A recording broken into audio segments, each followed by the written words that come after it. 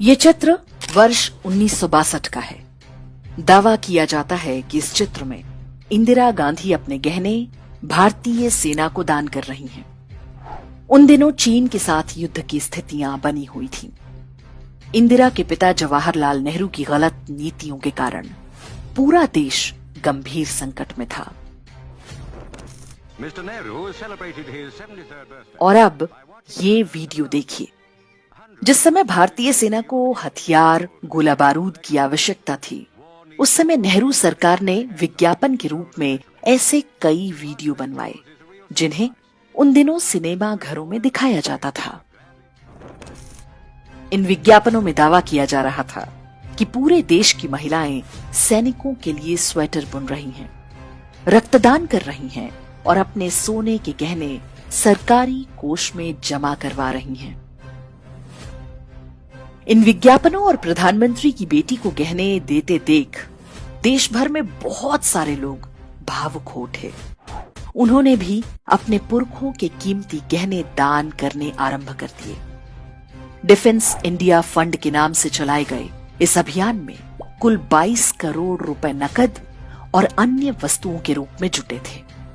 धन संग्रह का ये अभियान अभी आरंभ ही हुआ था कि चीन ने युद्ध विराम की घोषणा कर दी। युद्ध बंद होने के बाद ये धन कहां और कैसे खर्च हुआ, कभी किसी को पता नहीं चल पाया। कुछ वर्ष पहले ही शोध संस्था ऑब्जर्वर रिसर्च फाउंडेशन के एक फेलो ने दावा किया कि भारतीयों से युद्ध के नाम पर जुटाए गए सोने के गहने आज भी रिजर्व बैंक के खजाने में पड़े हुए हैं। चीन युद्ध जिन क्षेत्रों में हो रहा था, वहां 0 डिग्री से कम तापमान होता है।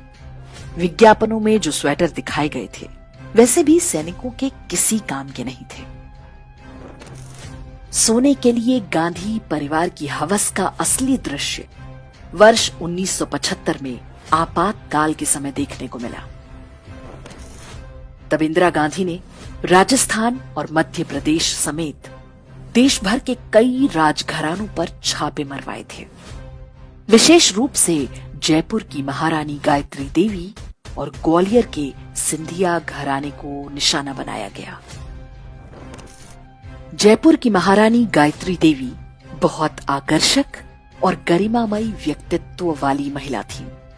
वे शांति निकेतन में इंदिरा गांधी के साथ पढ़ चुकी थी। स्कूल के दिनों से ही इंदिरा गांधी गायत्री देवी से अत्यंत ईर्ष्या करती थी। पत्रकार खुशवंत सिंह ने लिखा है कि इंदिरा गांधी एक आत्ममुग्ध महिला थी। उन्हें अपने से सुंदर कोई स्त्री कभी सहन नहीं होती थी। गायत्री देवी भी इसी का शिकार बनी। कहते हैं कि देश भर में राजाओं का प्रिवी पर्स बंद करने का निर्णय भी इंदिरा गांधी की इस ईर्ष्या का परिणाम था। इंदिरा गांधी को संदेह था कि गायत्री देवी के पास बहुत सारे सोने के गहने हैं। इंदिरा के आदेश पर जयपुर में पूरे महल की तलाशी कराई गई। बताते हैं कि जयगढ़ किले को पूरी तरह से खुदवा डाला था, लेकिन कुछ विशेष नहीं मिला। छापेमारी के अंतिम दिन राज परिवार से संबंधित मोती डूंगरी महल के तहखाने में 800 किलो सोना मिल गया। वो सोना वहां पर रखा है, इसकी जानकारी राज परिवार के सदस्यों को भी नहीं थी। ये सारा सोना सरकार ने जब्त कर लिया था। ये आरोप भी लगते हैं कि जो सोना मिला था, उसका एक बड़ा हिस्सा गायब करवा दिया गया था। इंदिरा गांधी की डाह ऐसी थी कि उन्होंने महारानी गायत्री देवी को लगभग 6 महीने तक तिहाड़ जेल में भी बंद करवा कर रखा था। उन पर टैक्स चोरी और तस्करी जैसी धाराएं लगाई गई थी। जेल में वो बहुत बीमार थी, फिर भी इंदिरा सरकार ने उन पर रहम नहीं किया। गायत्री देवी की महानता आप इसी बात से समझ सकते हैं कि जब संजय गांधी की विमान हादसे में मृत्यु हुई, तो उन्होंने सांत्वना व्यक्त करने के लिए इंदिरा गांधी को फोन किया, लेकिन इंदिरा गांधी ने उनसे बात तक करने से मना कर दिया। तो जब प्रियंका गांधी वाड्रा कहती हैं कि उनकी दादी ने देश के लिए अपना सोना दान दे दिया था, तो आप स्वयं अनुमान लगा सकते हैं कि सच क्या रहा होगा। 55 सालों के लिए कांग्रेस की सरकार रही है। किसी ने आपसे सोना छीना, आपके मंगलसूत्र छीने। इंदिरा गांधी ने अपना सोना, जब जंग हुई थी, अपना सोना देश को दिया।